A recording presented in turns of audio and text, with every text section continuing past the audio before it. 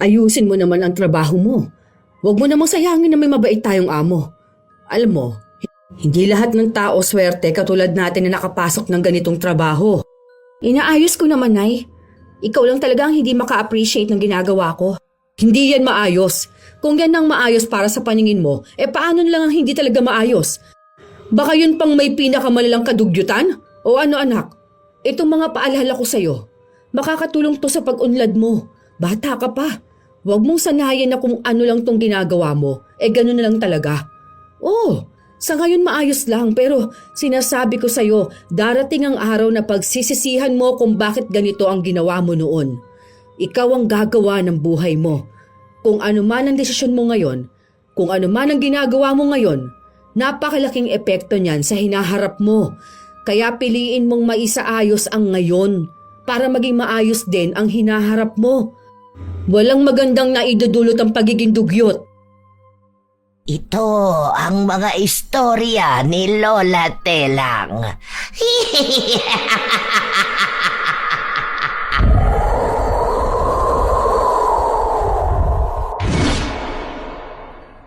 Mahirap talagang ipagkatiwala ang anak sa ibang tao dahil kahit binabayaran mo pa ito sa kanilang serbisyo, may iba na hindi kayang maging tapat at malinis.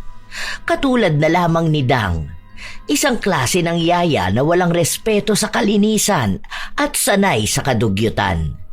Dahil sa ganitong ugali, may parusa siyang matatamo na tiyak na pagsisisihan niya.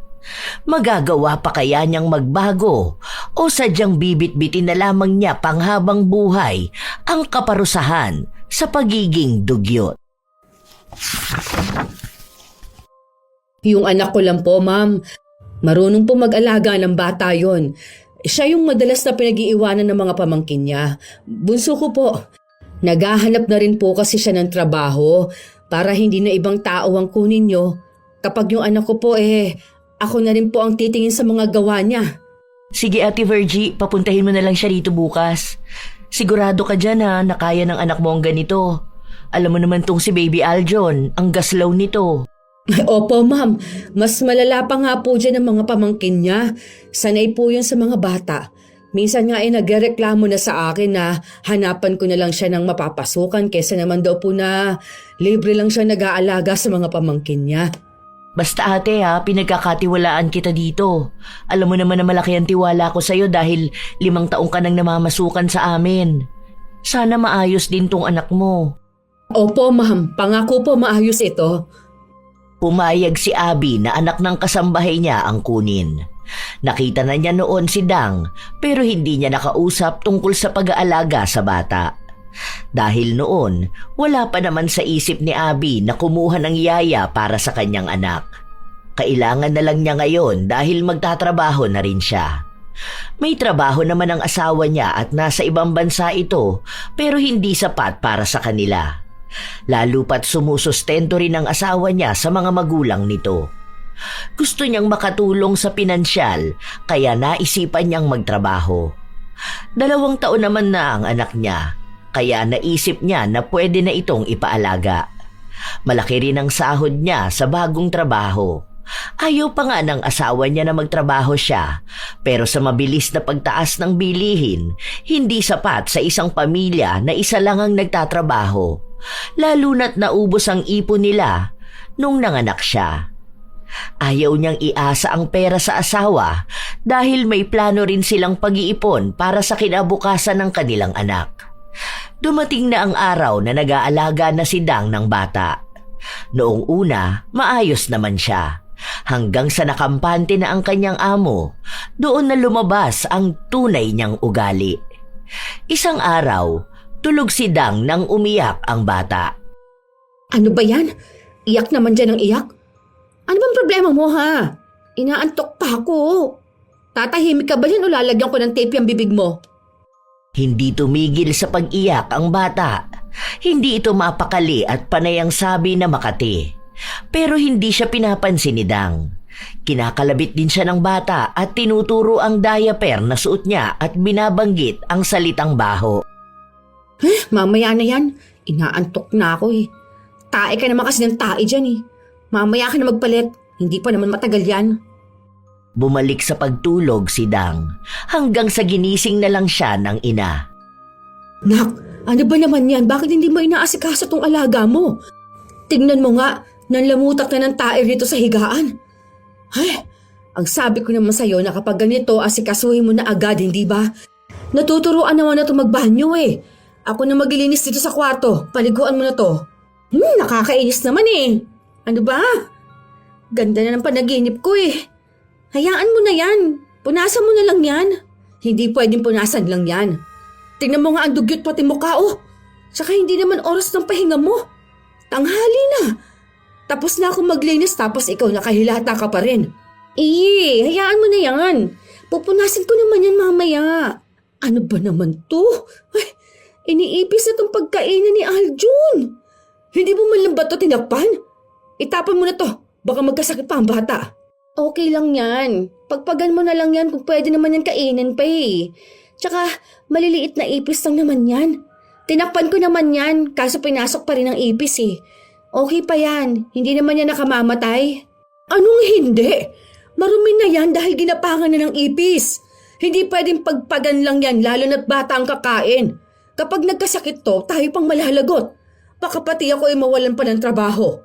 Ay, bumangon ka na dyan. Asikasuhin mo tong alaga mo. Ang ganda-ganda ng pakilala ko sa'yo sa amo ko eh. Tapos ganito ka lang?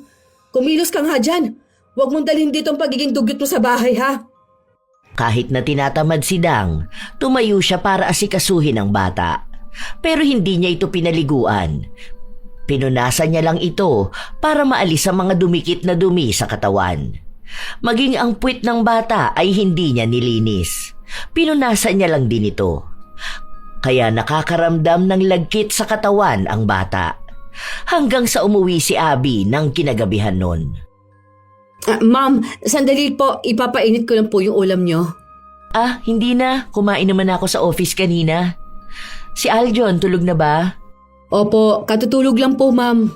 Pwede palipat sa kwarto ko kamo. Miss ko na ang baby ko. Sobrang busy naman kasi sa trabaho eh. Ay opo ma'am, sandali lang po. Sasabihan ko lang po si Dang. Hindi pa natutulog si Dang nung mga oras na yon dahil panay siya nood sa kanyang cellphone. Nang pumasok si Virgie sa kwarto, nakita niyang kung ano ang suot ni Aljon kaninang umaga, yun pa rin ang suot ng bata. Nangingitim na nga ang damit na yon. Bakas din ang dumi sa mukha ng bata, marumi rin at maitim ang talampakan. Nang amuyin ni Virgie, hindi mawari ang amoy. Ayan, panay ka TikTok. Hindi mo inaasikaso tong alaga mo. Ang baho, ang asim-asim, ang dumi pa. Ang sabi pa naman ni ma'am, dalhin sa kwarto niya si Aljon. Tapos ano, yan ang ipakikita mo? Ang dugyot? Di punasan ko na lang. Ang dami niyang wipes dyan oh. Hindi naman to problema, Nay. Masyado ka naman dyan nai-stress. Pulbuhan na pabanguhan lang yan, okay na yan. Ayusin mo naman ang trabaho mo, nak. Akong kinakabahan kapag pinagalitan tayo. Kalma lang kasi kayo, Nay. Wala yan. Minadali ni Dang ang pagpupuna sa bata. Matapos nun ay nilagyan niya ng pulbo at kaunting pabango ito. Pinalitan niya ng bagong damit at saka niya dinala sa kwarto ng amo. Ma'am, pasensya na po na tagalan. Nilagyan ko pa po ulit ng pulbo sa likod si Aljon eh. Ang pawisin niya po kasi. Oo, pawisin nga. Parang papa niya lang. Kaya nga sabi ko na dapat laging antabayanan dahil baka mangamoy maasim. Dapat 2 beses pinaliliguan. Kumusta naman ba? Okay naman po, ma'am. 2 beses ko po siyang pinaliliguan. Tapos minsan naman po pinupunasan ko. Ang likod po kasi kung saan-saan sumusuot. Halos 4 na beses po ata kami kung magpapalit ng damit. Sige, buti naman. Sige po, ma'am. Punta na po muna ako sa kusina. Ayusin ko lang po yung i-sterilize kong gamit ni Aljon. Nagpapakita ng kasipagan at kalinisan si Dang sa kanyang amo. Dahil abala sa trabaho si Abby, hindi na niya masyadong pansin ang nangyayari sa bahay. Nandoon din naman si Virgie na maaasahan niya. Hanggang sa isang araw, nagkasakit si Aljon. Isinugod ito sa ospital. Nang umuwi sila, Doon lang tiningnan ni Abby ang mga gamit ng anak niya, pero habang wala sila, nilinis na yon ni Virgie bilang pagtatakip din sa kadugyutan ng kanyang anak. Bakit ganun? Ang sabi dahil sa karumihan kaya nagkasakit si Aljon. Maayos naman dito. Malinis naman. Baka po kasi ma'am kapag nasa labas si Aljon. Hindi hindi ko naman siya hinahayaang magdumi sa labas. Saka sabi ni ma'am, pwede naman daw makihalubilo sa iba. Bantay sarado nga ako sa kanya Nagsisend pa nga ako ng video kay ma'am kapag nasa labas kami. Kita naman doon na wala namang nangyayaring kakaiba. Baka naman mali lang ang doktor. Ganon yan sila minsan Nagbibigay na lang ng kung ano-anong haka-haka. Hindi naman marumi dito dahil mayat maya nga ako naglilinis sa mga gamit ni Aljon. Hindi pa kasi dumarating yung order kong CCTV May nire-recommend kasi sa akin ng kaibigan ko. Para kahit nasa work ako, mamomonitor ko si baby. Bakit mag-CCTV pa kayo, ma'am? Dagdag lang po yan sa gastos nyo. Di ba nga po ang sabi ninyo nag-iipon kayo? Okay lang yun, nasabi ko naman na sa asawa ko Para mamonitor din namin si Aljon. Para naman pong wala kayong tiwala sa amin.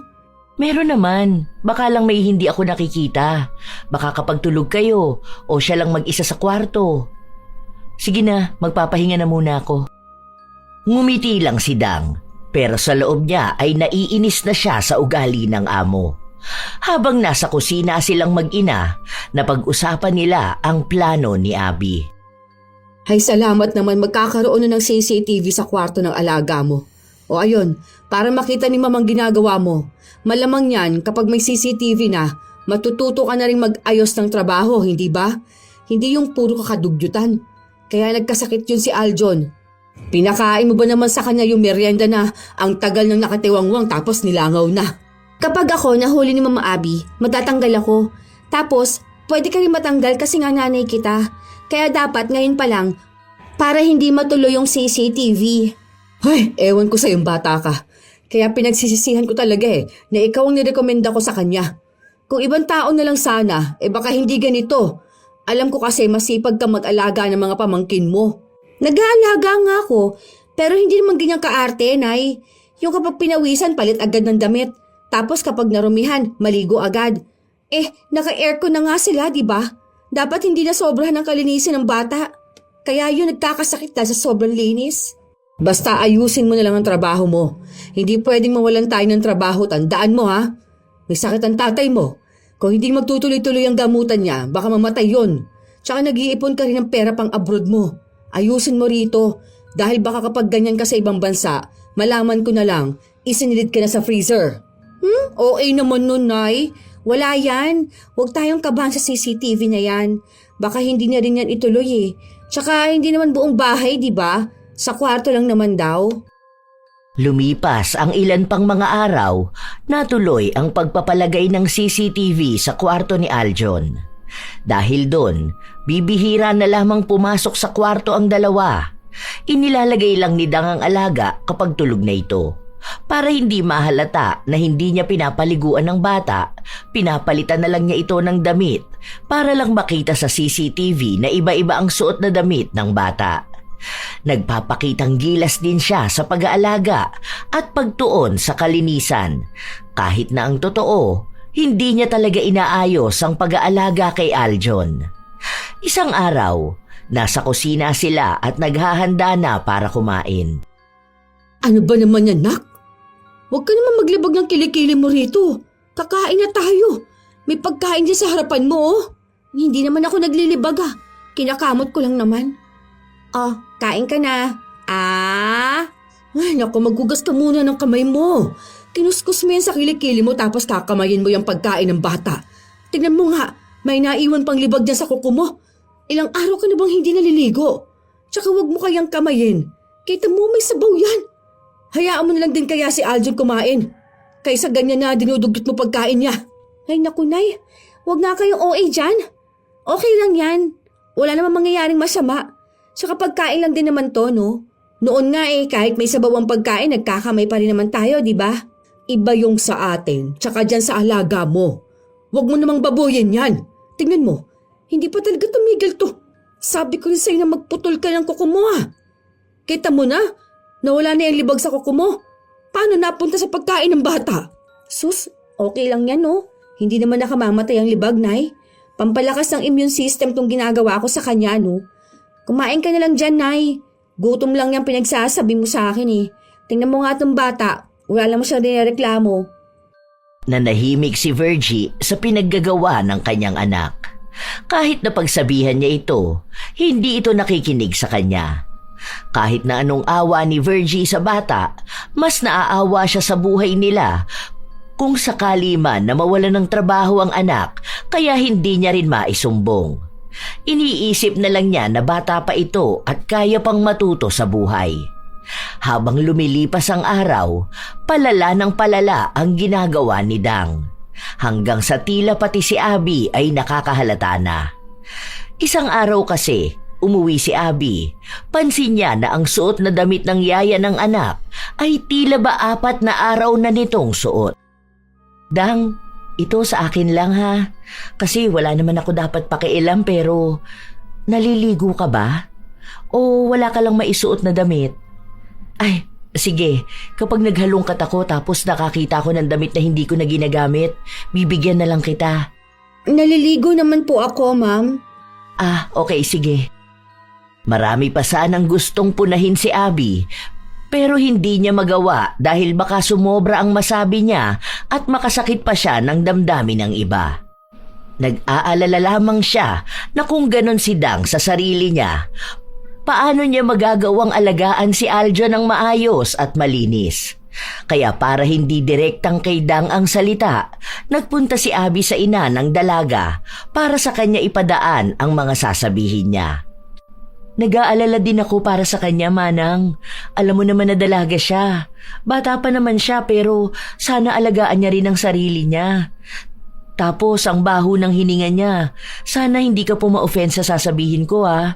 Hindi ko naman po yun problema pero kasi alam mo yun, dapat alam niya rin ang kalinisan para malinis niya rin ang anak ko. Opo, Ma'am. Okay lang po. Pinagsasabihan ko naman po siya. Malinis naman po yung anak ko. Minsan lang po talaga mukha talaga siyang malagkit. Gawa ng maghapon pong active si Aljon. Madalas pong nasa labas sila, hindi ba po? Tapos mainit kaya laging pinapawisan. Pero naliligo naman po yon.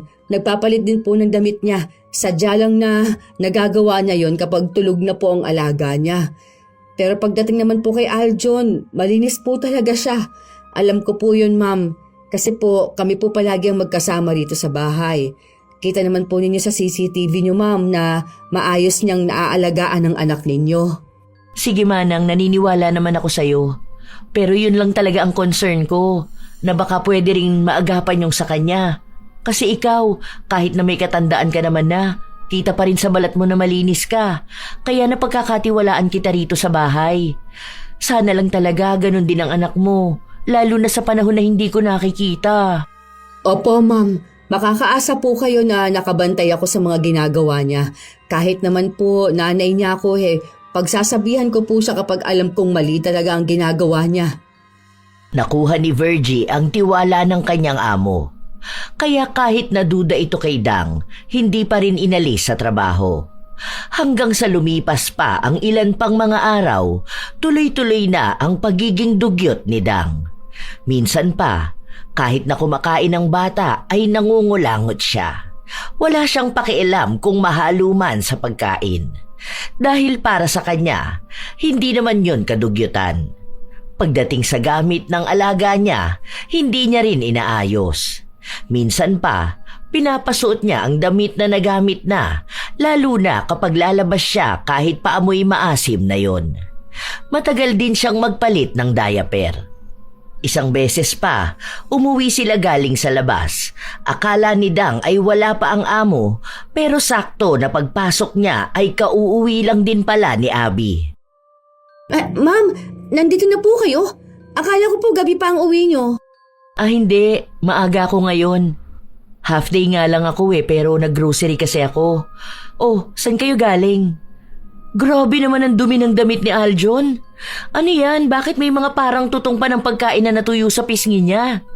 Ang baho niya rin. Bakit naman ganyan? Ma'am, napasobra po kasi ang laro niya eh. Andoon kasi yung paborito niyang kaibigan. Yung anak nung dyan nakatira sa kulay red na gate. Ang kulit po ma'am eh. Kahit na anong pigil ko, pumupunta talaga sila dun sa padulasan ng marumi. Kaya inuwi ko po muna para paliguan na rin. Sure ka ba? Bakit parang nakita ko ng suot niya yung damit na yan? Marumi na yan di ba? Yan yung suot niya kahapon na hindi pa ata nalabhan. Itong diaper niya, punong-puno naman yata. Tinuruan ko na siya paano iihi para hindi na mag-diaper. Di ba ang sabi ko sa'yo, gano'n na lang din ang gawin mo para matuto siya magpaalam kung naiihi na ba siya o nadudumi.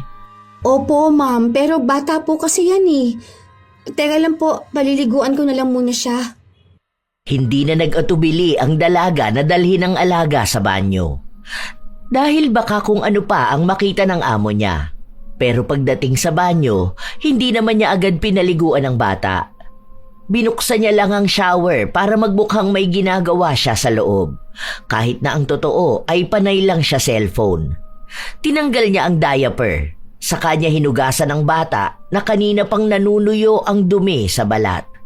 Punas-punas lang ang ginawa niya dahil kapag pinaliguan niya, tatagal lang ang oras niya. Sinigurado na lang niya na wala nang duming nanuyo sa balat ni Aljon. Matapos nun, pagpasok sa kwarto, pinaliguan niya lang ng pulbos at pabango bago niya sinuotan ng bagong diaper at damit na bagong laba lang din. Para mas mangibabaw ang amoy kahit na hindi niya nilinis ng maayos ang bata. Inaamoy niya rin ang ulo, amoy pawis kaya pati bunbunan ng bata binuhusan niya ng pabango. Pasimple lang ito dahil alam niyang maaaring nanonood ang kanilang amo. Habang kasama ni Abby ang anak, ang mag-ina naman ay nasa kusina. Ang aga naman umuwi ni ma'am. Bakit hindi mo naman ako sinabihan, Nay? Hindi mo man lang ako tinawagan? Tatawagan pa lang sana kita. Kaso nalobat pala itong cellphone ko. Nung kukunin ko na, saka naman dumating kayo. Buti nadaan mo sa paliwanagan. Siguro naman, inayos mong paliguan ng bata. Hinilod mo yung dumi sa katawan niya. Baka magtagal yung libag sa balat niya. Wala naman libag yun. Tsaka bata pa naman yun. Sino ba naman pupuna ng libag niya? Hayaan mo na yun, okay na yun. Basta mabango naman ang bata. Anak ko, ayusin mo naman ang trabaho mo. Huwag mo namang sayangin na may mabait tayong amo. Alam mo, hindi lahat ng tao swerte katulad natin na nakapasok sa ganitong trabaho. Inaayos ko naman na ya. Ikaw lang talagang hindi maka-appreciate ng ginagawa ko. Hindi yan maayos. Kung yan na ang maayos para sa paningin mo, paano na lang ang hindi talaga maayos? Baka yun pa ang pinakamalalang kadugyutan. Anak ko, itong mga paalala ko sa'yo, makakatulong to sa pag-unlad mo. Bata ka pa. Huwag mong sanayin na kung ano lang tong ginagawa mo, ganito na lang talaga. Oo, sa ngayon maayos lang. Pero sinasabi ko sa'yo, darating ang araw na pagsisisihan mo kung bakit ganito ang ginawa mo noon. Ikaw ang gagawa ng buhay mo. Kung ano man ang desisyon mo ngayon, kung ano man ang ginagawa mo ngayon, napakalaking epekto niyan sa hinaharap mo. Kaya piliin mong maisaayos ang ngayon para maging maayos din ang hinaharap mo. Walang magandang naidudulot ang pagiging dugyot. Nay, OA ka lang talaga. Wala yan. Hindi naman to sobrang kadugyutan, no? Maliligo na nga muna ako. Hindi pa rin pinakikinggan ni Dang ang ina. Dahil para sa kanya, wala naman talagang mali. Kaya hanggat alam niya sa sarili niyang walang mali, wala siyang babaguhin. Umabot pa ang ilan pang mga araw, hindi talaga siya nagbabago. Katulad din na hindi tumitigil ang ina na pagsabihan siya. Isang araw, wala si Virgie dahil nagpaalam siyang aalis muna saglit. Kailangan niyang umuwi sa kanilang bahay dahil sasamahan niya ang apo na nagkasakit. Kaya si Dang ang naiwan sa bahay kasama ang inaalagaan nitong bata. Ang boring ha. Parang gusto kong manood ng TV. Kaso nakakatamad din pala. Makatulog na nga lang kaya muna. Kaso paano naman tong bata na to? Ang likot pa oh. Ayaw naman matulog. Teka, para hindi to maglilikot kung saan-saan. Ano na lang, tama, itatali ko na lang siya. May nakita akong tali dito eh. Nasaan na ba yun? Naghalungkat ang dalaga hanggang sa nakita niya ang tali na nasa ilalim ng mesa. Kinuha niya yon at saka niya itinali ang damit ni Aljon. Oh, ayan. Para kahit na maglilikot ka dyan, hindi ka kung saan-saan mapupunta. Diyan ka lang ha. Di ka naman makakaalis dyan eh. Matutulog muna ako. Ay, teka. Kukuha muna pala ako ng pagkain mo para hindi ka umiyak dyan. Inilapag lang ni Dang ang pagkain na kinuha niya sa sahig. Marumi ang sahig dahil hindi naman niya nilinisan ang dumi doon kanina. Natuyo na lang yon sa sahig at kahit na alam naman niyang puno yun ng mikrobyo, nakuha niya pa ring hayaan na ilapag ang pagkain ng bata. Tila ba nagmukhang aso si Aljon? Mas masahol pa dahil kahit platong paglalagyan ng pagkain, hindi niya pa ibinigay.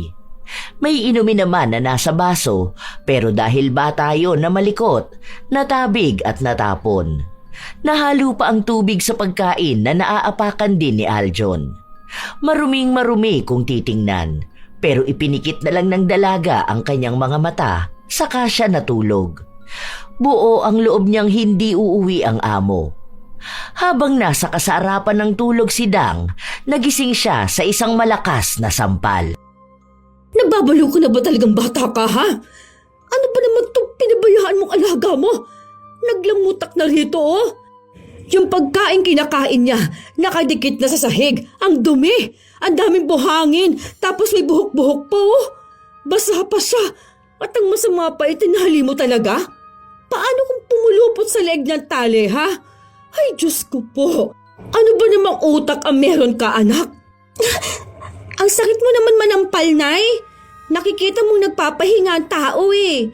Tsaka wala namang masamang nangyari sa bata na yan ha. Siya naman na may kasalanan kung bakit nadulog yung pagkain niya dyan. Nakakainis naman talaga. Ah, talagang gusto mo pang hintayin na mapahamak ang alaga mo? Ha? Bumangon ka dyan. Paliliguan ko to. Ikaw ang maglinis dyan ng kalat. Ako nga, tigilan mo kung babae ka ha. Huwag mo kung paaandaran dyan sa tinatamad ka. Sinasabi ko sa'yo, isa pa. Ako na mismo magsasabi kay Ma'am Abby na tanggalin ka na sa trabaho mo rito. Tatanggalin? Saan naman ako mag-a-apply niyan? Ayoko nga sa factory. Ang gulo kaya ng trabaho dun, no? Okay naman na kasi yan. Hindi rin naman nagreklamo yung bata, hindi ba? Basta, gawin mo na lang ang inuutos ko sa'yo. Ikaw kayang kasambahay dito, Nay. Ibig lang sabihin nun, ikaw ang dapat na naglilinis ng bahay at hindi ako. Mamaya na, inaantok pa talaga ako. Wala nang nagawa pa si Virgie. Punong-puno na siya sa pinaggagawa ng kanyang anak. Kaya umabot na sa punto na handa na siyang sabihin kay Abby ang nangyayari. Gusto niyang humanap na lang ito ng ibang yaya para sa anak nito. Humahanap lang siya ng pagkakataon para umamin. Habang hinihintay niyang lumabas ng kwarto si Abby, dumating naman ang anak niya. Nay, tingnan mo. Ang mahal ng gamutan ni Jennifer. Kung isang buwan to, mga nasa 4K ang kailangan. Saan naman kukuha si kuya ng pera para dito? 4K nga lang sinasahod dun sa pinapasukan niya eh. Tapos hindi rin naman siya pwede magdagdag ng trabaho kasi nga sakitin din siya. Tingnan mo, kung isusumbong mo ko, paano pa ako makakatulong sa pamangkin ko? Kaya ba ng sahod mo na makatulong dito kay kuya? May iniinom ka rin na gamot, tapos pangkain pa sa bahay. Kaya pag-isipan mo maigi kung isusumbong mo ko. Alam ko na gagawin mo yun ngayon. Kahit na hindi mo sabihin sa akin, ramdam ko. Pero sige, bahala ka.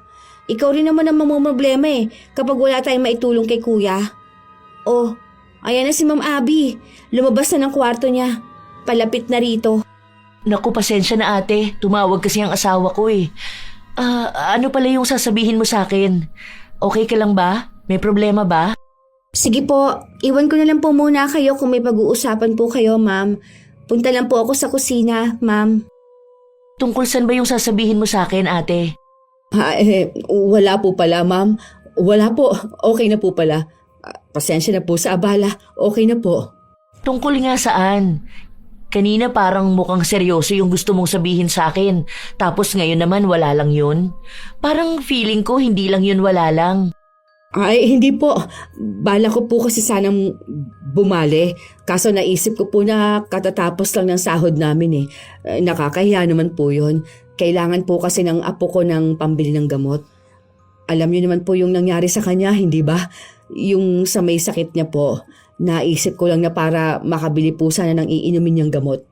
Pasensya na po. Yun lang naman pala eh. Bakit nahihiya ka pa? Pwede ka naman mag-CA kung kailangan mo talaga. Pero ngayong araw mo na ba kailangan? Wala kasi akong cash eh.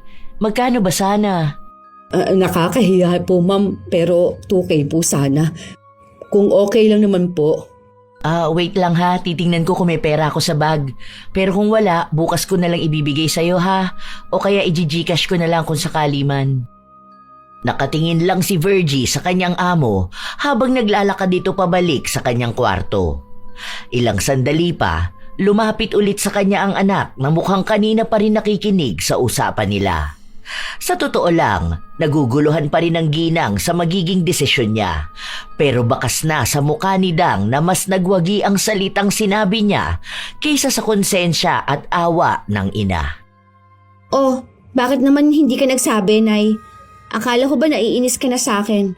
Hinihintay ko pa naman na isumbong mong pinaggagawa ko. Tapos iba pala yung sasabihin nyo.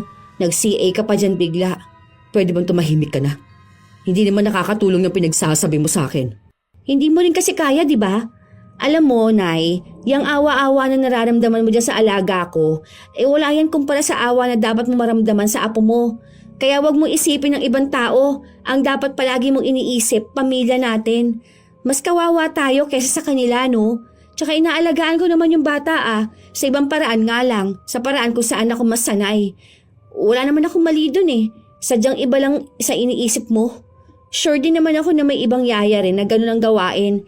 Kahit napalitan ako, malamang yung papalit sa akin, tatama rin din sa panay pagbabantay ng bata. Mas okay na to kasi magkasama tayo. Nagtutulungan tayo para sa pamilya natin.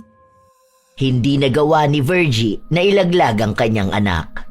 Kahit na sa mga sumunod na araw, patuloy pa rin sa kadugyutan si Dang. Kung ano-anong ginagawa niya sa bata na hindi nakikita sa CCTV. Kapag naman kasama nila si Abby, doon lang kahit na paano ay tumitino si Dang. Minsan kasi, parang gusto na lang ni Virgie na naroon palagi ang amo para naman magtrabaho ng maayos ang kanyang anak. Pero naiisip niya rin na kung nasa bahay lang si Abby, malamang walang trabaho si Dang. Naiipit siya palagi sa dalawang sitwasyon. Awa niya sa amo at awa niya sa pamilya. Isang araw, naabutan niya ang anak na pinapakain ng alaga nito.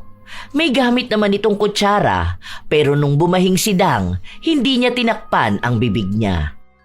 Sana naman matuto ka magtakip ng bibig mo. Tingnan mo, yung mga kaning lumabas dyan sa'yo, napunta sa pagkain ng bata.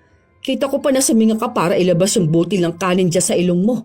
Tapos kada bahing may tumatalsik yung laway mo sa mukha ng bata. Ano ba naman yan, ha? Parang hindi kita tinuruan ng bata ka na kapag ganyan itatakpan mong bibig mo para hindi tatalsik sa ibang tao. Kanin lang yan, Nay. Hindi naman yan nakamamatay, ano? Ang nakamamatay dyan, yung germs. Para namang sinabi nyo, Nay, na may virus ako. Ni hindi nga ako nagkaroon ng COVID noon. Kaya hindi siya mahahawa ng kahit na ano sa akin. Healthy rin ako. May sakit ka, hindi ba? Malamang, ang ano niyan ay yung pwede mong mahawaan ng alaga mo. Kaya nga sabi ko sa'yo, mag-face mask ka.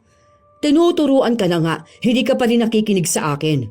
Kapag may sakit ka, kapag uubo ka o babahing, takpan mong bibig mo para hindi rin tumalsik yung laway mo sa ibang tao. Nakakahiyayan kung sakali mang magkaroon ka ng nobyo o asawa tapos ganyan ka kumilos. Kapag sa ibang bansa ka talaga niyan ako, gawin mo yan? Aba, ewan ko na lang kung anong mangyayari sa'yo niyan. Wala naman kasi akong nakakahawang sakit, Nay. Ang OA nyo, parang lagi mong sinasabi na may malubha akong karamdaman. Sus, bahing at ubo lang naman to. Normal naman sa tao na magkaroon ng ganito, ano? Kahit naman sino pwede magkasakit. Hindi naman dahil lang sa nahawa sila sa akin. Tsaka sa panahon na to, uso ang ubot sipon. O sige, kung wala ka mang sakit o nabigla ka lang sa pagbahing, mas maganda pa rin na magtakip ka ng bibig mo para hindi mo matalsikan ng iba. Kung ang mga bata nga natuturuan kung paano ang tamang pagkilos kapag uubo o babahin. Tapos ikaw na may isip na hindi mo pa rin inaayos. Akala ko pa naman naturuan kita ng maayos noon. Iba naman na ang naging ugali mo. Hindi ka naman ganyang kadugyot noon ha. Oh, baka sadyang hindi ko lang nakita dahil lagi akong wala sa bahay dahil sa trabaho ko. Ang tagal ko nang nag-alaga ng mga pamangkin ko, Nay. Wala naman nagkasakit sa kanila, di ba? Tingnan mo nga. Kasi nga, sanay yung katawan nila. Hindi yung katulad ng mga mayayaman na ganito. Akala mo bawal madampian ng marumi kasi magkakasakit na. Sa sobrang sasela nila, hindi nakikilala ng katawan nila yung mga germs. O, di ba? May dulot na maganda kapag nakasanayan mong marumi kasi hindi ka kaagad dadapuan ng sakit. Madalas dyan sa mga mayayaman yan nagkakaroon ng LBM. Kaya nga nagkasakit sa bituka ang pamangkin mo, di ba? Kung ano-ano pinapakain mo sa kanya noon. Hindi lang agad lumabas yung sakit niya. O ngayon, lahat tayo nahihirapan. Kung sana kasi ginagamit mo yung utak mo. Kung alam ko lang talaga na ganyan ka mag-alaga, hindi na ako pumayag na magbantay ka ng bata. Nagbibigay ka ng stress sa totoo lang. Wala kang ibang ginawa, Nay, kundi ang pagalitan ako. Puro ka na lang din dyan daldal Hindi ka naman gumagawa ng hakbang mo Hindi mo rin naman mapanindigan yung panay sabi mo na isusumbong mo ko. O paano? Alam mo kailangan din kasi natin ng pera na sinasahod ko. Hindi naman ako madamot pagdating sa pamilya natin.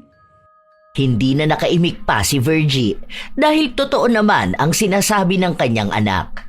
Kahit na naaawa na siya sa bata, hindi niya magawang umamin sa amo dahil kailangan nila ng pera. Tunay rin naman na mabait si Dang kung pagtulong sa pamilya ang usapan pero sadyang hindi nagbabago ang kanyang ugali pagdating sa pagiging dugyot. Ilang araw pa ang lumipas, nagkaroon na naman ng sakit si Aljon. Bigla na lang kasing sumakit ang tiyan nito at ang sabi ng doktor, may kinalaman nga raw sa karumihan. Kung hindi ito maaagapan agad, baka mas malala pa ang mangyari sa bata. Mas lalong nangamba si Abby, kaya kinausap niya si Dang. Po? Imposible naman po yun, Mama. Kasi po inaayos ko naman po ang trabaho ko. Tsaka lahat po naman ng gamit ni Aljon, binabanlian ko po. Malinis din itong bahay. Baka naman po mali ang doktor. Kahit itanong nyo kay nanay, maayos naman tong ginagawa ko rito sa bahay. Hindi rin ako basta nagpapakain kay Aljon. Sabay nga po kaming naguhugas ng kamay Tinuturuan ko rin po kasi siya na maging malinis na bata. Nagtataka lang talaga ako. Hindi naman pwede magkamali dahil family doctor namin yun. Siguro magpapadagdag na lang ako ng CCTV. Kakausapin ko na lang muna ang asawa ko para makapag-provide siya ng magagamit dito sa bahay. Lahat lalagyan ko na. Baka kasi may nakakaligtaan ka na ginagawa ng anak ko. Lalo na kapag naglalaro yan dito. Bibihira lang naman kasi kayong pumasok sa kwarto Dagdag lang po yan sa gastos nyo, Ma'am. Kasi po nung nakaraan, ang sabi ninyo, kailangan nyo ng pera kasi nga po uuwi ng asawa nyo. Kung magdadagdag kayo ng CCTV sa lahat o sa bawat sulok ng bahay nyo, baka naman po kapusin kayo sa pera. Kayo rin po, Ma'am, kasi sa halip ng menos na yon, dahil may dalawa kayong tauhan sa bahay, may yaya na, may kasambahay pa, hindi naman din po pwede na isa lang kukunin ninyo. Hindi naman kaya ni nanay na mag-alaga ng bata. Sa edad po ni Aljon, alam niyo naman na napakakulit po, hindi ba? Kung ako naman, hindi po ako marunong maglinis ng bahay. Marunong naman pero hindi po katulad nung kay nanay. Pero kayo po, kung may mahanap kayo na isang tao na kaya ang dalawang trabaho na yan, kasi ako po, hindi naman po ako dapat nagsasabi kasi kayo po ang amo. Pero bilang concern po ako sa inyo at sa gastos, kaya nasabi ko to. Kayo rin po naman po ang magdedesisyon yan Hindi na kumibo pa si Abby dahil naisip niya na tama naman ang sinabi ni Dang. Lalo pa ngayon na tapos na ang kontrata ng asawa niya sa ibang bansa at gusto nang umuwi ng Pilipinas para dito na magtrabaho.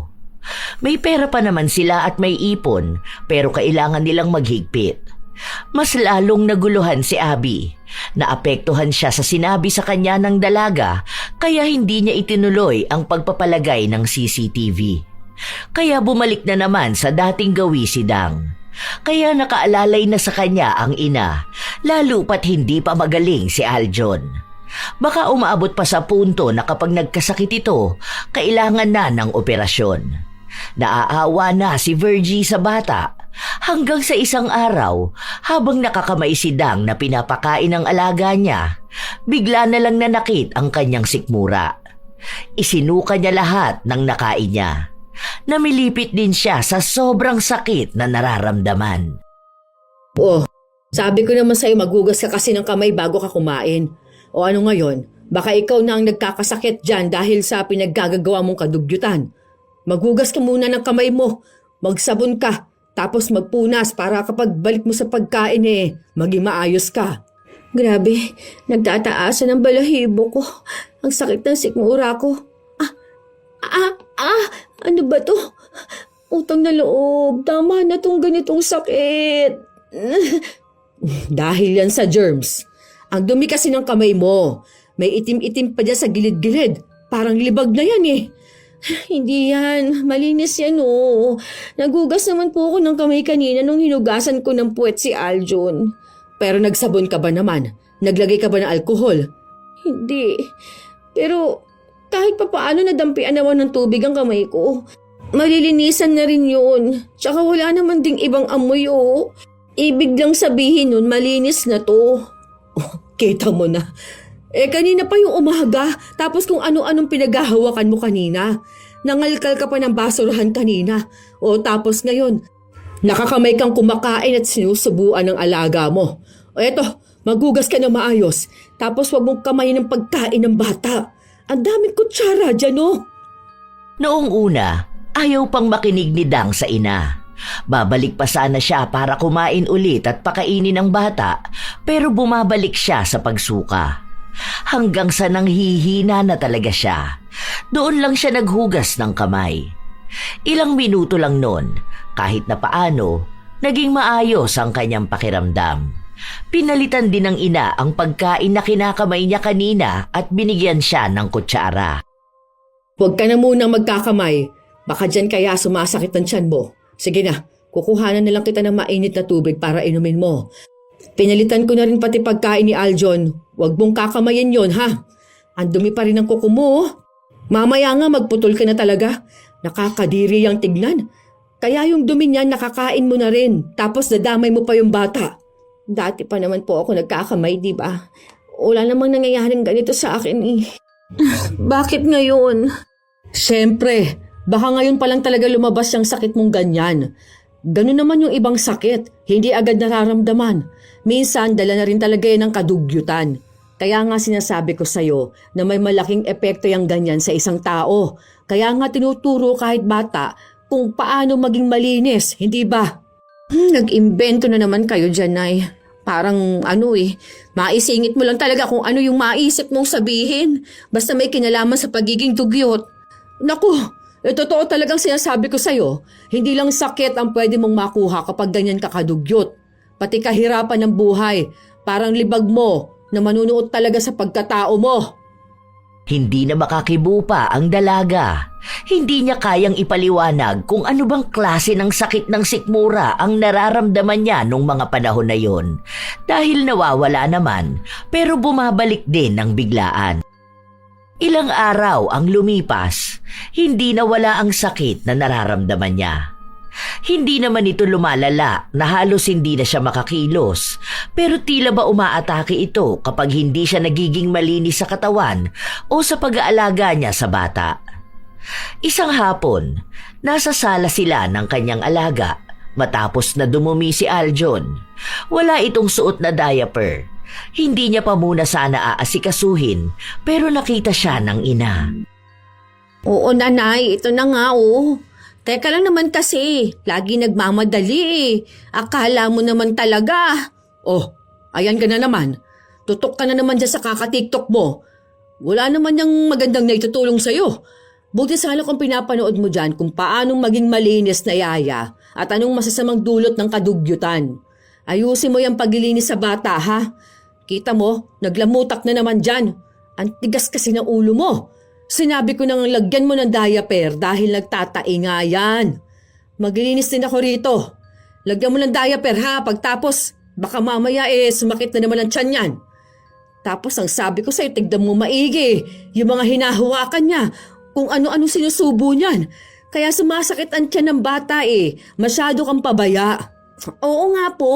Ito na nga po oh. Last na muna to, patapos na. Puro ka na lang last. Yan din yung sinabi mo kanina. Hindi mo asikasuhin ang pagbabantay mo sa alaga mo. Mas binabantay mo pa yung palabas na pinanonood mo. Uy, talaga ang kulit niya oh. Akin na nga yung cellphone mo. Ayaw pang bitawan ng dalaga ang kanyang cellphone kaya inagaw na lang ito ng ina. Sa inis niya, nagpunta sila ng banyo pero nagmamadali siya kaya hindi na niya pinaliguan ang bata. Kumuha na lang siya ng maruming damit sa kanya ipinuna sa katawan ni Aljon. Hindi man lang niya binasa para matanggal ang mga nanuyong dumi. Hindi na rin naman siya nag-abala na tanggalin yun dahil gusto na niyang matapos ang paglilinis sa alaga. Halata na rin kasing inaantok ito. Kapag natulog na si Aljon, pwede na ulit siyang maghilata at manood hanggang sa magising ulit ito. Wala pa naman din si Abby, kaya walang titingin kung malinis ba ang bata. Okay na yan. Hindi ka naman masyadong nangangamoy eh. Lagyan na lang kita ng pabango at pulbos kapag dating ng mami mo mamaya, ha? Ano ba yan? Ito na naman to. Buisit naman talaga. Agad na sumuka ang dalaga. Napahawak pa siya sa kanyang sikmura. Para bang hinahalukay ito at lahat ng pagkain na nakain niya, kailangan niyang ilabas lahat. Nang matapos siyang sumuka, hinang-hina siya. Napaupo pa siya sa sahig ng banyo. Ang alaga naman niya, tahimik lang na nakatayo at naghihintay ng susunod na gagawin sa kanya. Ilang sandali pa, sumilip ang kanyang ina sa banyo. Hindi mo talaga pinaliguan ng bata, no? Paliguan mo na yan. Tapos kuskusin mo yung paa niya. Ang daming naiwang dumi. Baka maging libagin yan kapag ganyan lang ang ginawa mo eh. Hindi yan pwedeng punas-punas lang. Pwede na yan. Hindi naman yan mahahalata. Tsaka nangihina ako. Gawin mo yung trabaho mo. Paliguan mo yung bata. Nandyan naman na yung mga gamit niyan. Bilisan mo na, inaantok na yan oh. Huwag mong sanayin na hindi pinaliliguan ng bata. Hindi malilinisan ang katawan yan kung panay ka lang punas. Babantayan kita hanggang sa matapos ka dyan ha. Bilisan mo dyan. Ayusin mong pagkuskus sa balat niya. Ayan oh, kita mo yan?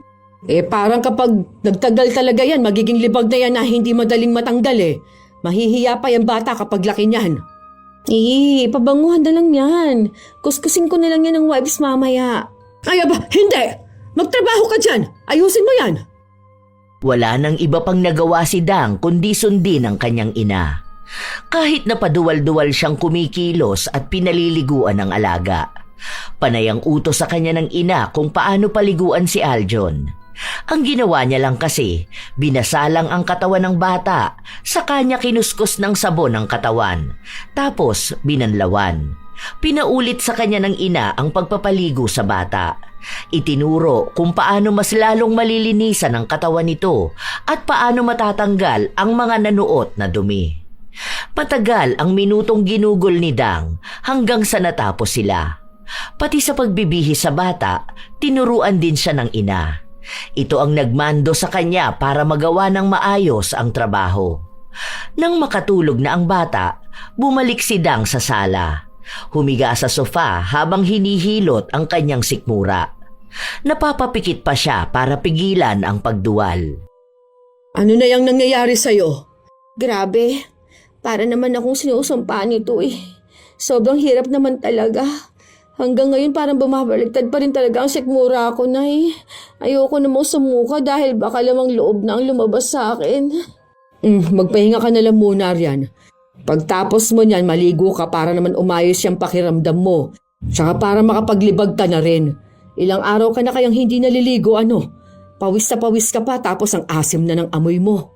Grabe ka naman, Nay. Itong sikmura ko kayang usapan natin. Grabe kaya to, no? Hindi to birong sakit. Wala rin eh.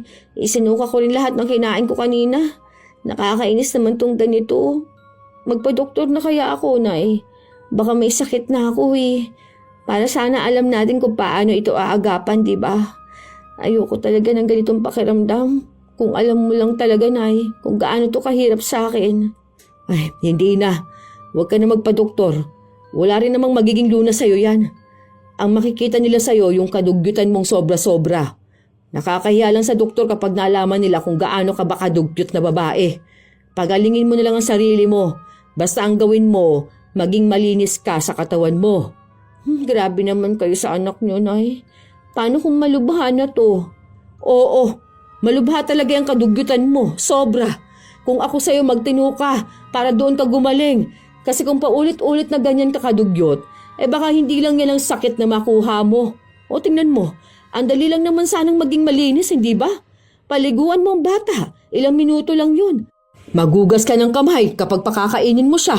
Hindi lang para sa kanya yun, kundi para rin sa kalusugan mo. Ang maganda pa nun, magtatagal ka rito sa trabaho. Kung sakali man na lumaki ang alaga mo, tapos nilipat ka ng ibang bahay, kung saan wala ako, mas maalam ka na sa kalinisan at tunay na pag-aalaga ng bata. Nakakapagod naman kasi yun, Nay. Nakakasawa kaya kapag paulit-ulit ang ginagawa. Aba, natural trabaho mo yan. Kaya ka nga binabayaran para gawin mo yan eh. Ako, bilang kasambahay, kasama rin sa obligasyon ko ang panatilihin ng kalinisan sa bahay, ang kalinisan sa pagkain. Kahit na nakakapagod, kailangan kong gawin dahil ito ang trabaho ko. Kung tamad ako, kung dugyot ako, hindi ko dapat kinukuha itong ganitong klase ng trabaho. Yon ang gusto ko na maintindihan mo. Kung anong trabaho na kinuha mo, dapat alam mo rin sa sarili mo kung paano mo yun paninindigan. Hindi pwede yung ganyan ang trabaho mo tapos irereklamo mo. Huwag kang maging yaya kung hindi mo kaya mag-alaga ng bata. Hindi na kumibo pa ang dalaga. Hindi niya alam kung paano sasagot dahil humihilab talaga ang kanyang sikmura. Hindi naman siya makapunta ng ospital dahil ayaw niyang may malaman tungkol sa kanyang nararamdaman. Takot siyang magkasakit, lalo na't mahirap lamang naman sila. Tinutulungan niya rin ang pamangkin niya. Ilang linggo pa ang nakalipas, walang pasok sa trabaho si Abby. Nangangamba pa nga si Dang na baka umatake ang kanyang sakit at maging dahilan pa yon para tanggalin siya sa trabaho. Dahil naroon si Abby, kailangan niyang ipakita na inaalagaan at inaasikaso niya ng maayos ang alaga. Ma'am, pwede ko na po ba makuha si Aljon? Paliliguan ko na po kasi siya eh. Baka mamaya po kasi matulog na yan, hindi pa naliliguan. Nangangati pa naman po siya kapag natutuyuan ng pawis. Ah, oo sige. Saka pala ipasuot mo sa kanya yung kulay blue na damit. Naalala mo ba yung sinabi ko sa'yo na itabi mo sa madaling makita para kapag susuotin niya madali lang mahahagilap? Aalis kasi kami. Yun na lang muna ang ipasuot mo. Sige po, ma'am. Sakto po. Bagong laba din po kasi yun eh. Kinuha ng dalaga ang kanyang alaga. Sa kanya dinala sa banyo. Maayos niya itong pinaliguan. Maging siya nga ay nagtataka kung paano niya natagalan ng oras na yon sa pag-ayos ng pagligo ng bata. Noon naman, basta mabasa ang katawan at malagyan ng sabon, yun na yun. Pero sa mga sandali na yun, hindi niya namamalayan na mukhang nasanay na rin siyang ayusin ang pagpapaligo sa bata. Pero hindi niya yon pinansin dahil ang iniisip niya, maaaring dahil naroon lang si Abby. Nang matapos niyang bihisan ang bata, nagbihis na rin siya dahil isasama siya. Kailangan niya pa rin kasing bantayan ang kanyang alaga. Makulit kasi itong bata at ayaw ni Abby na masyadong magkikilos kapag malikot ang anak. Habang nasa labas sila, may nakasalubong silang isang yaya na kasama ang alaga nito. Kinausap niya si Dang. Sinabi pa na mabuti naman daw at malinis na inilabas si Aljon. Hindi napansin ng yaya na nasa tabi lang nila ang ina ng bata at may tinitingnan na gamit. Ang akala ng dalaga, abala ang kanyang amo at hindi ito narinig. Nang makaalis na ang yaya, doon lang nagsalita si Abby. Narinig ko lahat yun. Ibig sabihin, totoo pala yung sinasabi nila na ang dungis ng anak ko kapag nasa labas? Ma'am, alam niyo naman po ang mga bata kapag nasa park. Malilikot po yung mga yan eh, kaya po nagiging madungis. Nung nakaraan nga po, mga bata na andun sa putika na nagsisipaglaro, yun po kasing yaya na yun. Ano siya eh, parang may something. Something? Opo, something. Yung alam niyo yun, parang nababaliw. Kaya kung ano-anong pinagsasabi niyan. Alam naman po yan sa lugar natin. Minsan nakikisama na lang din po kami sa kanya. Pero kapag may sinasabi po siya, mali-mali talaga eh. Sabi niya pa na nagpunta kaming park kahapon, kita niya naman po na nasa bahay lang kami, di ba? Nasa kwarto kami ni Aljon kasi natulog lang siya halos maghapon. Tapos ako po may LBM. Tsaka nagsasabi ako kapag pupunta kami ng park. Kaya wag niyo po yan silang papansinin. Kapag may nagsusumbong sa inyo, ginugulo lang naman ngayon ang iniisip niyo po. Hindi na kumibo pa si Abby. Ilang araw pa ulit ang lumipas. Kapansin-pansin na may nagbabago kay Dang. Hindi niya yon pansin, pero alam ng kanyang ina na hindi na siya kailangang paalalahanan minsan na maghugas ng kamay dahil tila ba nasasanay na rin siya. Sa tuwing hindi kasi siya gagawa ng kalinisan, doon umaatake ang sakit ng kanyang sikmura. Kaya ayaw niyang sumusuka siya dahil sinasabi niya na pakiramdam niya ay malapit na siyang mamatay. Isang araw, naabutan siya ng kanyang ina na naghuhugas ng kamay at nagsasabon pa. Kasabay na rin noon ay hinuhugasan niya ang kamay ng alaga. Oh, aba ayos yan ah. Marunong ka na pala talaga maghugas ng kamay. Wala naman ako magagawa, Nay. Alangan namang magsusuka ako dito, di ba? Naiinis na nga ako eh. Parang tanga. Laging hugas ng hugas. Nakakatamad naman tong ganito. Tapos kapag hindi ko naman ginawa, ano mangyayari sa akin? Lupaypay na naman ako sa isang gilid kasi nilabas ko na naman lahat ng kinain ko. Ang mahalaga ngayon, alam mo na yung ginagawa mo. Huwag mo na lang uulitin para hindi ka na talaga magkasakit. Para hindi na rin magkasakit yung alaga mo. Tandaan mo, isinugod na naman yan sa ospital. Ipinagpatuloy niya ng ilang araw ang ganong gawain. Sinusunod niya ang ina sa mga utos nito sa kanya kung paano niya magagawang maging malinis at maiiwas ang sarili sa pagiging dugyot. Pero sadyang sanay na siya sa dati niyang gawain kaya sinubukan niya ulit bumalik sa pagiging dugyot para hindi na siya mapagod sa kasusunod sa kalinisan. Isang araw, pakakainin ni Dang ang kanyang alaga. Naalala niyang marumi ang kamay niya, pero sinubukan niyang wag maghugas. Tinitingnan niya kung hindi na babalik ang pagsusuka niya dahil ilang araw naman na rin siyang walang nararamdamang masama. Habang nagsasandok siya ng pagkain, hindi siya mapalagay. Para bang kung ano-ano ang tumatakbo sa kanyang utak. Hindi niya namamalayan na nasa lababo na siya at naghuhugas ng kamay. Todo ang pagkuskus niya at pagsasabon. Nagtataka siya kung paano nangyari yun. Basta ang alam niya lang, kailangan niyang maging malinis. Doon na siya nasanay na sa tuwing kikilos siya, iisipin niya ang kalinisan. Hindi na katulad noon. Hanggang sa isang beses, nagkausap silang mag-ina. Pwede pala yun. Parang hindi ako mapakali kapag hindi ako naguhugas ng kamay. O kaya kapag may nakikita akong marumi. Ang weird nga eh. Dati kasi nasanay ako na bahala na lang.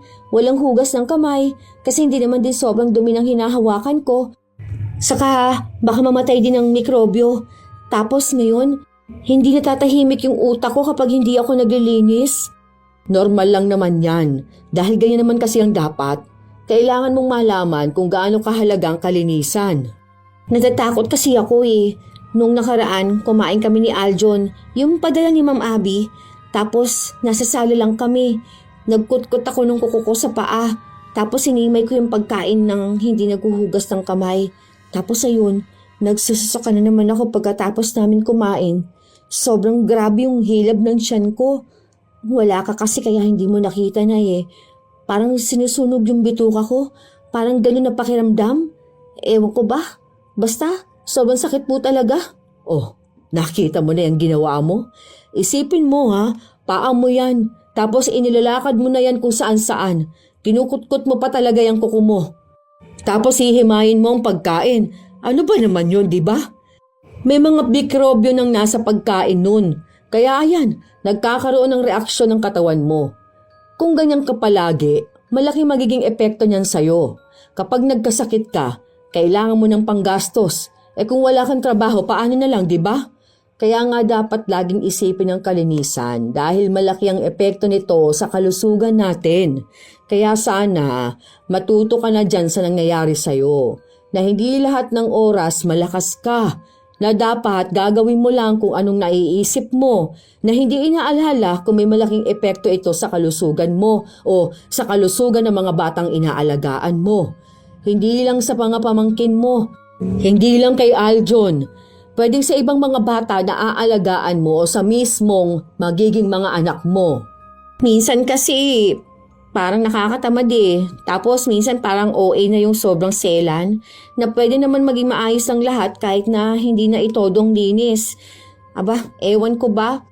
Hindi naman agad mamamatay ang isang tao eh. Mas mabilis pa nga mamatay kapag sobrang selan. Iba-iba kasi ang mga bata. Iba-iba ang bawat tao sa pagdating ng usapin ng kalinisan ha. Mayroong mga tao na hindi talaga sanay sa kalinisan. Meron namang mga tao na sobrang selan. Depende yan sa kinalakihan nila o sa sarili nila mismo. Pero ikaw, sobra naman kasing kadugyutan mo. Nandadamay ka ng bata. Kapag naging sakitin yan, siya ang magdadala nun ng mahabang panahon. Kaya sana naman, anak ko, subukan mo namang magbago. Hindi kasi habang buhay na kasama mo kung umaalalay sa'yo. Huwag mong hayaan na lamunin ka ng karumihan. Mahirap makawala sa ganyan. Kaya maging malinis ka para sa sarili mo at para sa ibang tao sa paligid mo.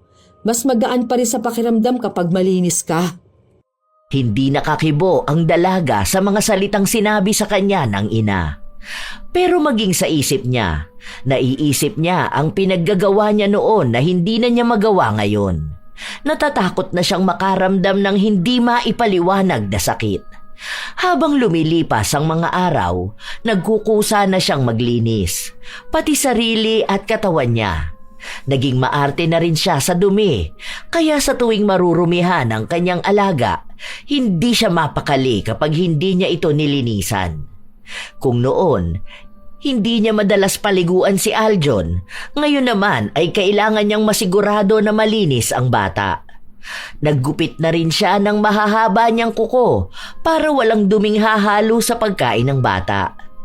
Iniwasan na rin niya ang pagkakamay at paghawak sa kung saan-saan.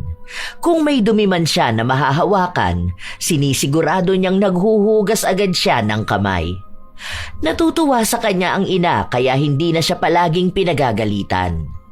Isang araw, habang nasa kusina si Dang at naghuhugas ng prutas na ipapakain sa alaga, dumating ang kanyang ina. Wow, ayos yan ha. Mabuti naman natuto ka na talaga maghugas ng pagkain ano. Kung noon yan, malamang kahit na may buhangin pa yan, ipakakain mo pa rin sa bata. Hindi ka na nagiging pabaya ah. Natutuwa naman ako sa nangyayari sa'yo ngayon. Pati si Aljon natuturuan mo na rin na maging malinis sa sarili kahit na ang bata niya pa. Yan ang gawain ng tunay na yaya na may disiplina sa sarili. Siyempre naman, Nay. Ayoko na rin kaya magsuka, no? Gusto ko na maging malinis para naman walang bakterya na papasok sa katawan ko at bigyan pa ako ng sakit. Sobrang hirap kaya magkasakit sa panahon ngayon. Ang mahal ng gamot. Parang mayayaman lang may karapatan na magkasakit eh. Pero ano kaya itong biglang nangyari sa akin, no? Gagaling pa kaya ako? Kung sakali man. Natatakot kasi ako eh. Paano kung nag-apply na ako ng work tapos biglang may medical, may makita silang kakaiba sa akin. Gusto ko pa naman makapag-abroad talaga. Basta, maging malinis ka lang sa sarili mo. Magiging maayos ka rin yan. Wala ka naman sigurong sakit niyan. Basta tamang pagbabantay lang sa sarili mo at sa mga ginagawa mo. Kung hindi ka babalik sa pagiging dugyot, wala kang magiging problema sa kalusugan mo. Ano palang balita dun sa usapan nyo ni Ma'am Abby? Ang balita ko, uuwi na raw talaga ang asawa niya. Tapos magsisimula na sila magnegosyo. Tapos sabi ni Ma'am Abby, hindi na siya magtatrabaho kasi tutulungan na lang muna niya ang asawa niya. Paano na yun, Nay? Aalisin na rin nila ako, no? Kaya dapat talaga makakuha na ako ng passport ko. Yung kaklase ko noon, nasa Singapore siya ngayon. Nag-aalaga rin ng bata. Parang ganun na lang din ang gusto ko. Ang laki ba naman ng sahod nun? Hindi pa naman sinasabi ni ma'am kung aalisin ka na. Pero sige, pag-ipunan natin yan para makapunta ka doon. Sa susunod na sahod ko, kumuha ka na ng passport mo. Ipagtabi mo na kaagad yon para hindi na magastos ang pera. Baka kakausapin pa lang ako tungkol dyan. Pinagpaplanuhan pa lang siguro nila ni Sir. Pero ayos na rin yun. Natuto naman ako dito sa pag-aalaga ng bata eh. Nalaman ko na iba pala ang pag-aalaga kapag pamangkin ang aalagaan at kapag anak ng ibang tao. Basta palagi mong tatandaan yung payo ko sa'yo, ha?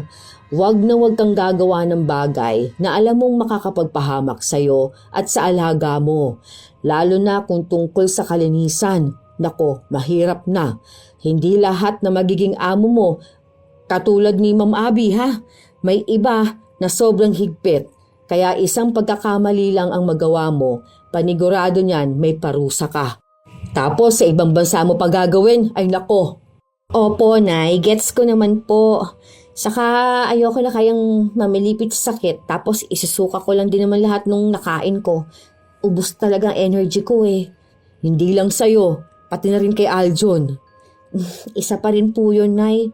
Naaawa rin ako sa kanya. Kapag nasa masagi sa utak ko yung mga pinaggagawa ko sa kanya, nakukonsensya talaga ako eh. Kaya humihingi ako ng sorry sa kanya. Kahit na hindi ko alam kung naiintindihan niya ba ako. Nakakahiya talaga yung pinaggagawa ko. Kababae kong tao, dugyot ko.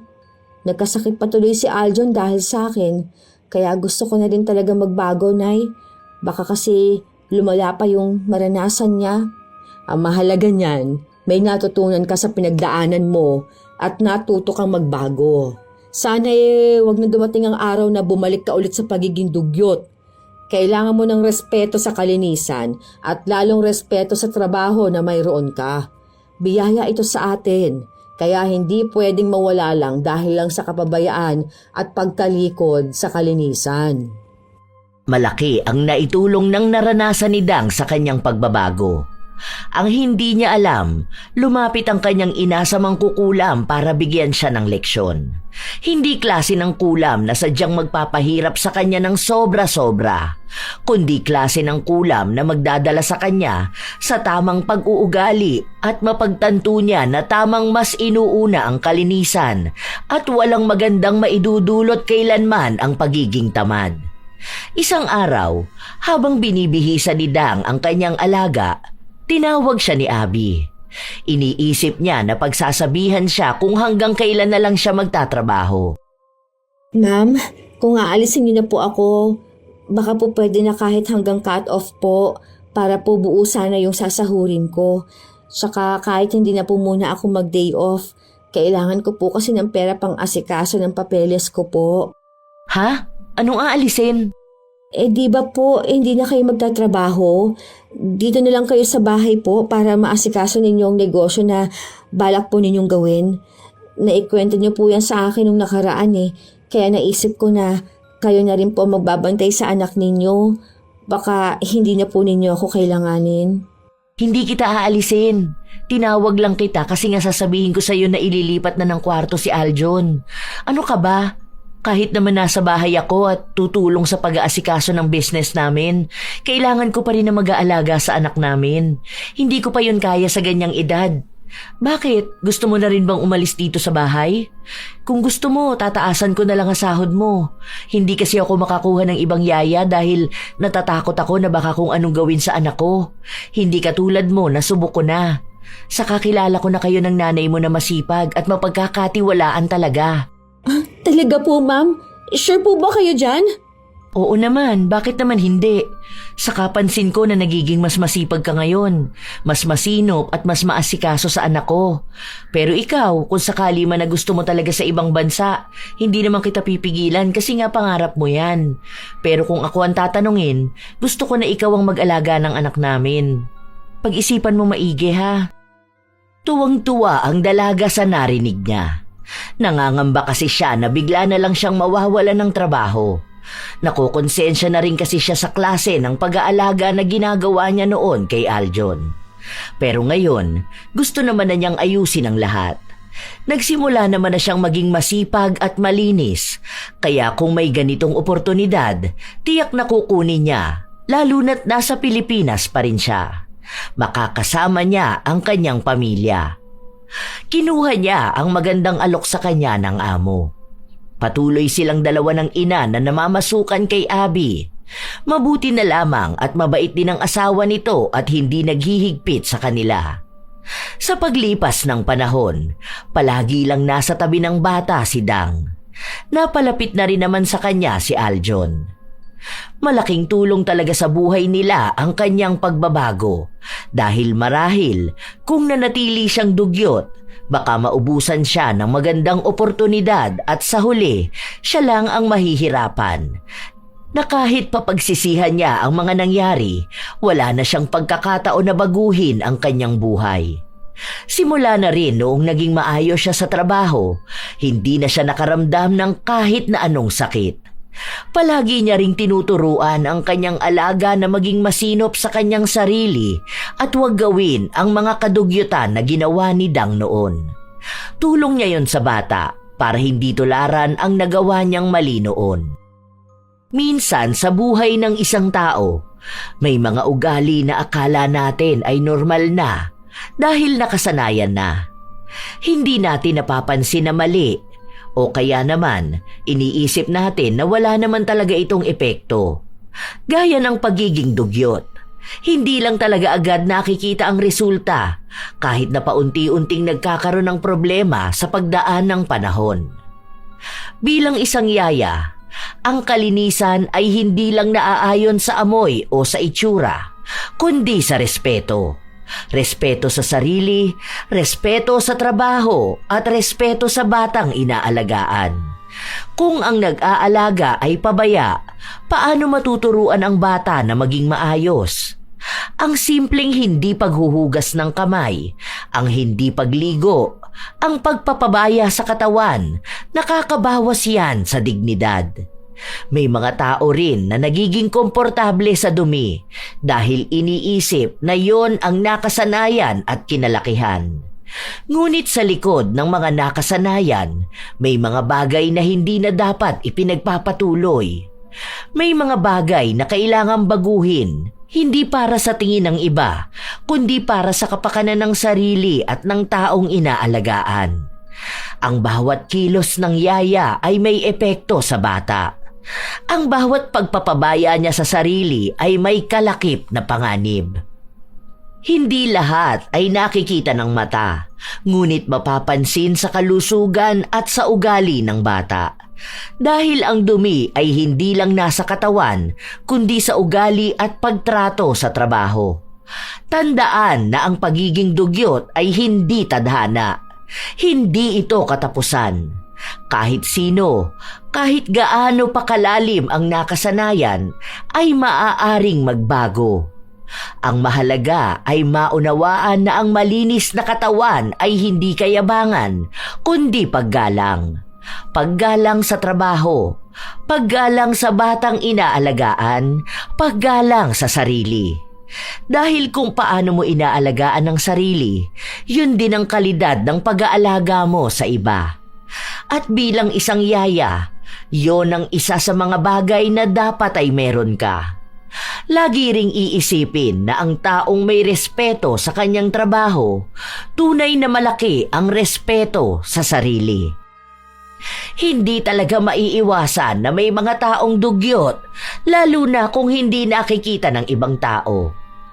Kayo ba mga apo, minsan na rin ba kayong nakakilala ng taong dugyot sa trabaho?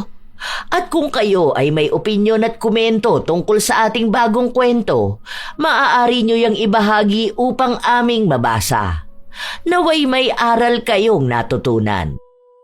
Shout out sa ilan sa mga masusugid na tagapakinig ng mga istorya ni Lola Telap. Chef M at belated happy birthday kahapon kay John Henry Silayan ng Barangay Kabulusan. Danica Simeni, Fritz Love, Gray, Melanie Braza, MJ Rivera ng The Netherlands, Mary Jane Rico, Erica De Leon, Joy Amador, Ivan D, Lucy Tugna, Pam Kat Ong, Kinet Aligado, Mary Ann Pesino, Hanyul 5698, Rosalyn Asentista. Salamat sa pakikinig ninyo, Maria Vanessa Nimo, Selina Torres, Grace Torib, Janelle Ramos, Love, Mr. and Mrs. K. Vlog, Benilda Ministerio, Letty Joachim, Erlinda Tolenada, Cherry Mukbang ASMR, Rose Ann Romasanta, Christina Peru, Vanessa Hagensten, Beth Lisa, Riza Rizardo.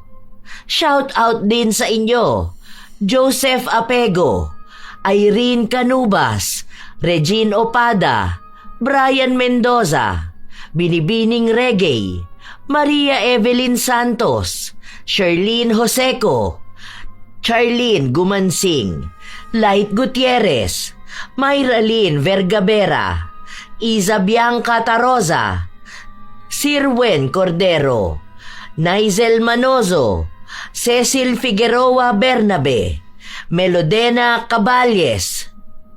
Shout out sa mga solid kong apo, Sydney Crosswind, Supladang Pasaway, Lovely Rose Roa, Kimpoy Feliciano, Hazel Fiesta, Marie the Lightworker, Gia Gigi, Francisco Neng, Jeremy Saranillo Francisco, Josefina Fuelias, Roy Lacandalo, Vicky Yabut, AJ Chua, Esteli Reyes, Mel Santarita, Matt Sarol, Irisha Bella Tuazon, Mike James Tapak, Will Maleses, Raquel Hasegawa, Jenny Suzuki, Lurian Vitalicio, Leonisa Cobo, Maria Lee Nakagawa, Hayashi J. Megan, Lynn Hasegawa, Elise Padilla, Lydia Lopez, Gemstone Claro,